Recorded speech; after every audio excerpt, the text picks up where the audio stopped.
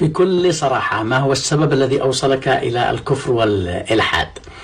بصراحة يا عزيزي لا يوجد سبب محدد أستطيع تذكره، لكن هي مجموعة أسباب. والإنسان عندما ينتقل من الدين إلى اللا دين يمر بعدة مراحل. أنا مثلا أثناء دراستي كان يقول لنا أحد المدرسين المصريين في الإعدادية أن كل البشر سيدخلون النار ما عدا المسلمين، لأنه قال أن الزمن خلاص الناس بلغهم الإسلام وبالتالي بلغتهم الحجة. فكان سؤالي له: هل معقول أن الله يدخل الصينيين كلهم مليار وشوية إلى جهنم فقط لأنه بالصدفة ما ولدوا في بلاد إسلامية؟ ما دخل رأسي هذا الأمر. طبعا هذه القصة تسببت بطردي من الحصة وقتها. لم أصدق هذا الأمر، لم يدخل عقلي، لم يتسق مع العدالة التي قيل أن الإله عادل، لأنه قال أن الزمن خلاص الناس بلغهم الإسلام وبالتالي بلغتهم الحجة. فكان سؤالي له: هل معقول أن الله يدخل الصينيين كلهم مليار وشوية إلى جهنم فقط لأنه بالصدفة ما ولدوا في بلاد إسلامية؟ ما دخل رأسي هذا الأمر فقط لأنه بالصدفة ما ولدوا في بلاد إسلامية.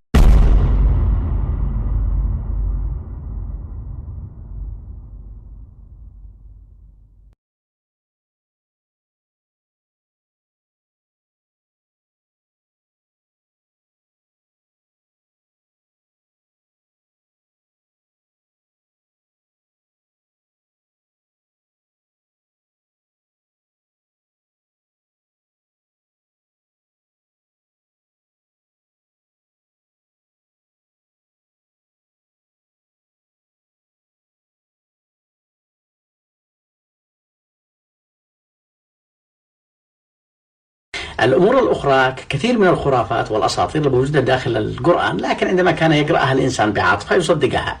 مثلا حكاية أن فلان كلم النمل، مثلا حكاية أن فلان كلم النمل، مثلا حكاية أن فلان كلم النمل.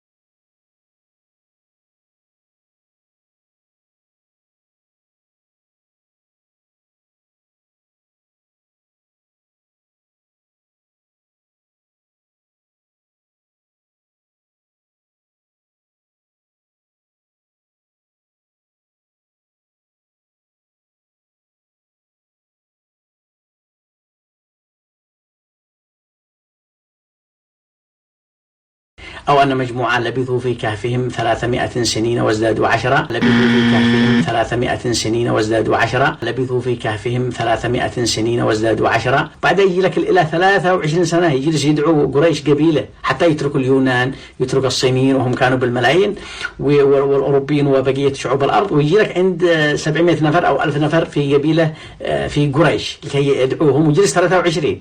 ويجي لك عند 700 نفر أو 1000 نفر في قبيلة في قريش لكي يدعوهم، وجلس 23. ليش ما يتجلى الله مرة ثانية اليوم؟ يعني هذا سؤال. ليش أنت دائما تكرر نفس الحجة مع أن احنا قد رديناها عليك؟ ليش ما تتحدث عن الجبل وعن تجلي الله لموسى أو لعيسى أو لما ندري من هو؟ ليش ما يتجلى مرة ثانية؟ واليوم احنا 8 مليار بشر، ما نستحقش التجلي اللي تجلى لموسى، ما نستحقش التجلي اللي تجلى لموسى، ما نستحقش التجلي اللي تجلى لموسى. ايه المسخرة دي؟ الله يلعن ابو الجهل.